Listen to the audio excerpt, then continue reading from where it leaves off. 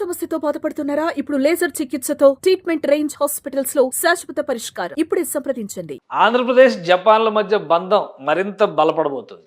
Electronics రంగంలో ఆంధ్రప్రదేశ్ ముందుకు దూసుకుపోవడానికి కావాల్సిన ప్రాతిపదిక, అలానే తీర ప్రాంతంలో పెద్ద ఎత్తున షిప్ బిల్డింగ్ ఇండస్ట్రీస్ డెవలప్మెంట్ పైన ఏపీ ఫోకస్ పెడుతుంది. ఈ క్రమంలోనే జపనీస్ ప్రభుత్వం ఏపీ ప్రభుత్వంతో కలిసి పనిచేసేందుకు ఉత్సాహం చూపిస్తుంది.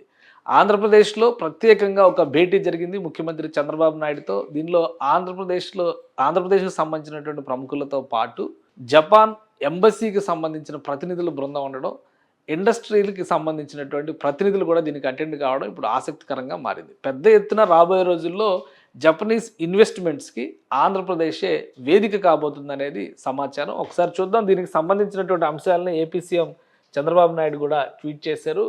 Met with delegation led by Japanese ambassador. మామూలుగా అయితే ఏంటంటే ఏదైనా కంపెనీస్కి సంబంధించినటువంటి ప్రతినిధులతో సమావేశాలు ఉన్నప్పుడు ఆ కంపెనీల ప్రతినిధులు రావడం అనేది పరిపాటిగా కనిపిస్తుంది. కానీ ఏకంగా అంబాసిడరే డైరెక్ట్గా మిస్టర్ కియిచి ఓనో అమరావతికి వచ్చి ప్రత్యేకంగా ఏపీ సీఎం చంద్రబాబు నాయుడుతో ఆయన స్పెషల్ డెలిగేషన్తో, ఫుల్ ఫ్లెడ్జ్డ్ డెలిగేషన్తో ఆయన మీటింగ్ అటెండ్ అయ్యారు. ఇందులో ఆసక్తికరమైనటువంటి అంశం ఏంటంటే రాబోయేటువంటి రోజుల్లో ఆంధ్రప్రదేశ్ ఇండస్ట్రియల్ సెక్టార్లో ఎలక్ట్రానిక్స్లో ప్రధానంగా శ్రీ సిటీలో దాదాపు 30 జపనీస్ పరిశ్రమలు పనిచేస్తున్నాయి. అలానే దానికి సంబంధించినటువంటి స్కిల్ డెవలప్మెంట్ ప్రాసెస్లో, ప్రోగ్రామ్స్లో కూడా ఈ జపనీస్ కంపెనీస్ పార్టిసిపేట్ చేస్తున్నాయి. దీంతోపాటు విశాఖపట్నం, ఇతర తీర ప్రాంతాల్లో షిప్ ఇండస్ట్రీస్ని, ship breaking or ship making ఇండస్ట్రీస్కి సంబంధించినటువంటి అవకాశాలపైన జపాన్ టీం ఒకటి ఈ మధ్య కాలంలో ప్రత్యేకంగా అధ్యయనం చేసి వెళ్ళింది. ఈ క్రమంలోనే ఏపీ సీఎంతో ఈ భేటీ చాలా ముఖ్యమైనటువంటి భేటీగా చెప్తున్నారు. Expanding Japanese investments in Andhra Pradesh and exploring collaborations across various sectors such as ship building, electronics, chemicals, automobiles and education to drive new opportunities for growth. ఇది ఏపీ సీఎం చేసినటువంటి ట్వీట్. అంటే ఈ ట్వీట్ని బట్టి మనం అర్థం చేసుకోవచ్చు, కీలకమైనటువంటి సెక్టార్లుగా ship building, electronics, chemicals, automobiles, education. Japanese specialization ఆటోమొబైల్స్లో కానీ ఎలక్ట్రానిక్స్లో కానీ చాలా ప్రత్యేకత ఉంది. జపాన్ ఒక ఐలాండ్ కంట్రీ. ఈ నేపథ్యంలోనే అక్కడ షిప్ యార్డుల సంఖ్య కూడా ఎక్కువగా ఉంటుంది. షిప్ యార్డుల ఆధారిత పరిశ్రమలు కూడా ఎక్కువగా ఉంటాయి. ఆంధ్రప్రదేశ్కు ఉన్నటువంటి లాంగెస్ట్ కోస్ట్ లైన్ని దృష్టిలో పెట్టుకొని షిప్ రిలేటెడ్ పరిశ్రమలు, నౌకాశ్రయ పరిశ్రమలను ఏర్పాటు చేయాలని ఆంధ్రప్రదేశ్ ప్రభుత్వం భావిస్తుంది. అందులో భాగంగానే ఈ మీటింగ్ జరిగింది. ఈ మీటింగ్లో అనేక అంశాలు చర్చకు వచ్చినట్టుగా తెలుస్తుంది. వీటితో పాటు జపాన్ యూనివర్సిటీలతో కొలాబరేషన్స్ పైన కూడా ఏపీ ప్రభుత్వం ఫోకస్ పెట్టింది.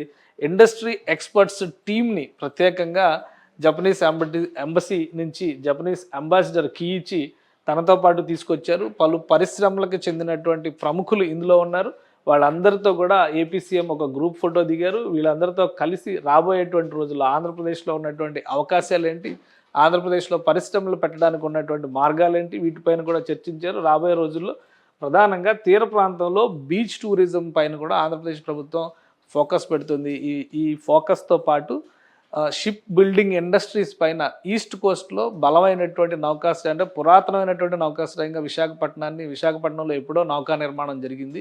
ఈ మధ్యకాలంలో ఆ రంగంలో ఆంధ్రప్రదేశ్ కొంత వెనకబడి ఉన్నటువంటి పరిస్థితి ఉంది. కాబట్టి ప్రత్యేకంగా ఈ రంగం పైన ఫోకస్ పెట్టాలని ఏపీ ప్రభుత్వం భావిస్తుంది. ఎందుకంటే దీనికి అనుబంధ పరిశ్రమల సంఖ్య కూడా ఎక్కువగా ఉంటుంది. ఉపాధి కల్పనకు ఎక్కువ మార్గాలు ఉంటాయి. దాంతోపాటు శ్రీ సిటీలో ఇప్పటికే 30 రకాల జపనీస్ సంస్థలు తమకు సంబంధించినటువంటి ఉత్పత్తి చేస్తున్నాయి. అక్కడ పరిశ్రమలను స్థాపించాయి. వాటి ఎక్స్పాన్షన్ పైన కూడా ఆంధ్రప్రదేశ్ ప్రభుత్వం ఫోకస్ పెట్టింది.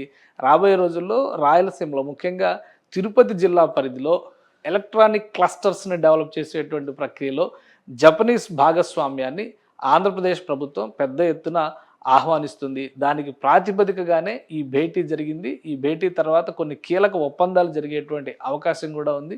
జపాన్ కంపెనీలు ఆంధ్రప్రదేశ్ తీర ప్రాంతంలో ఇన్వెస్ట్మెంట్స్ పెట్టేందుకు ఆసక్తి చూపిస్తున్నట్టుగా కూడా సమాచారం ఉంది. సో వీటన్నిటి నేపథ్యంలో చంద్రబాబుతో జపనీస్ బృందం భేటీ ఇప్పుడు ప్రత్యేకతను సంతరించుకుంది. అతి త్వరలో దీనికి సంబంధించినటువంటి MOUల ప్రకటన కూడా ఉంటుందనేది అధికారికంగా వస్తున్నటువంటి సమాచారం. సుమన్ టీవీలో మీ పర్సనల్ అండ్ బిజినెస్ ప్రమోషన్స్ కోసం కింది నెంబర్కి కాంటాక్ట్ చేయండి.